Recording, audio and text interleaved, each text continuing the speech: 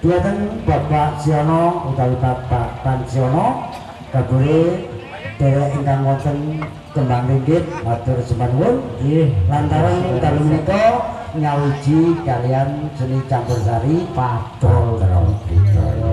Kumpul sing dia dipotong rambut sak kawasan kembang ringgit. Niki kula tumbani Mas nggih sing kagungan nggih. Bab Mas Aryo Jeragan Kleler kawasan kalian Bapak Ali sing kagungan pabrik sak Mojosari. Kalian Bapak Yosi kalian Bapak Sodik. Prihatin sekawan kula duri kula dinurali Bapak Sodik kalian Mas Aryo Bapak Ali Bapak Yosi. Bapak Sodik wong sing bagus dhewe Mas Aryo sing jagang trailer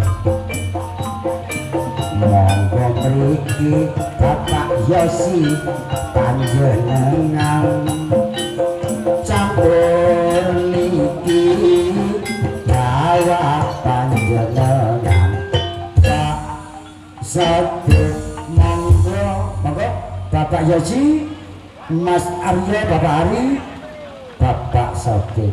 Ya iki alhamdulillah iki termasuk Bapak Yosi ingkang kagungan trata dusun Manukan dalu menika nyawiji kalian campursari Padol Budaya.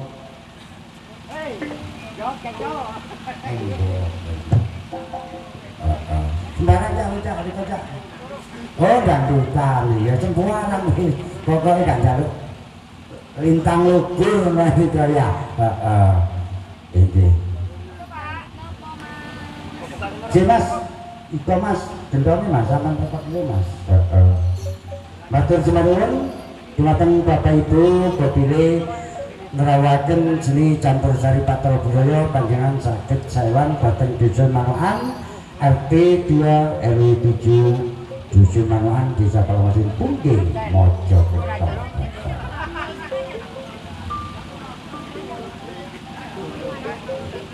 Gubuk Asmara Santi Pekok ilangi gelang kalung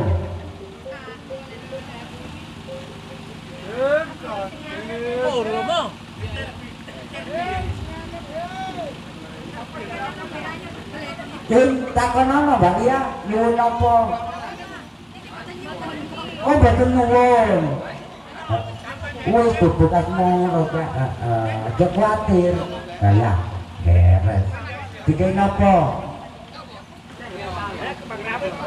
Kembang rawi. Oke.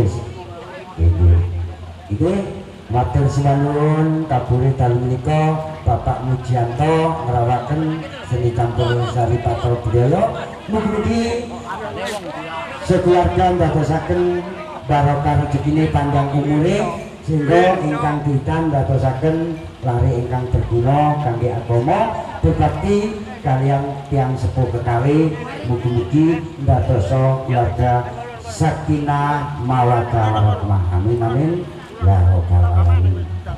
Monggo